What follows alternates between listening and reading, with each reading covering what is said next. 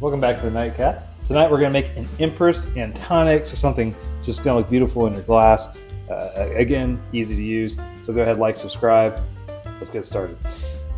Get the glass here. We already have it in rocks. We actually even put some lavender sugar around the outside just to make that look pretty. And then what we'll start out with is the Empress 1908 Indigo Gin. It's going to make the drink taste good, but it's going to make it look, honestly, it's going to make it look even better. So we're going to just do 2 ounces of this, the Indigo Empress Gin.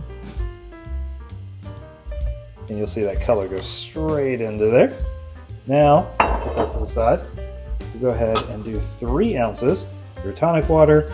Normally I just say go ahead and just pour the tonic water on top and call it a day, but in case anyone just wants to see kind of what the measurements would be if someone was to do this themselves, just like that. So 3 ounces of the tonic water, and just like that, you've got the Empress and Tonic. She's a beauty, Clark. Cheers.